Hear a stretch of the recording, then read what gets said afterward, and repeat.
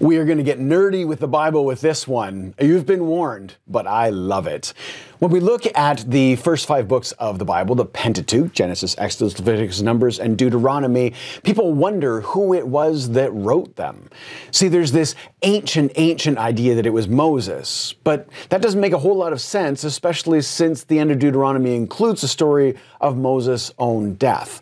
And that's not the only thing that stands in the way of believing that Moses wrote them, because every now and again we'll have a story that talks about a place or a thing that happened in a spot where somebody built standing stones that are still there to this day. Still there to this day. Well, what day do they mean? Because if it was Moses writing it when it happened, then to this day wouldn't matter at all. Maybe Moses wrote it and then somebody edited it. That's a possibility. But as you dig deeper and get pretty nerdy with the literary contents, you also see that different times God is referred to using different words. 2 most common ones would be Yahweh and Elohim. And as you analyze those, you realize that there are different stylistic choices being made in the writing with the people who use the word Elohim versus the people who use the word Yahweh.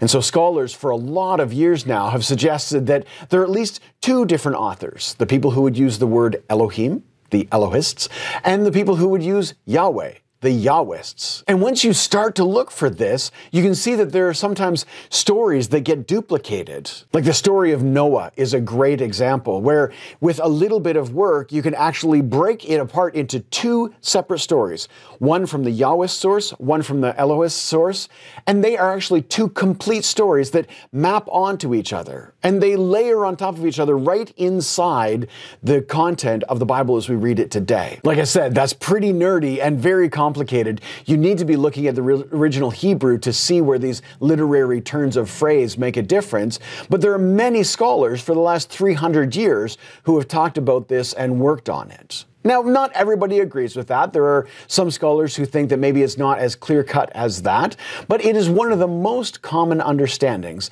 that there are at least these 2 writers. But there might even be more writers, because there are all these chunks in the first 5 books of the Bible that talk a lot about priestly stuff, rules and regulations, and what priests should do, and how the tabernacle should look, and how you need to behave to remain good in God's sight. All of these things are regulatory, and they would come from a priestly source. And so some scholars recognize that maybe P, a totally different letter, wrote a different chunk of those 5 books. And then the 4th is the Deuteronomist, who probably wrote most of Deuteronomy, but that is a story for a different day.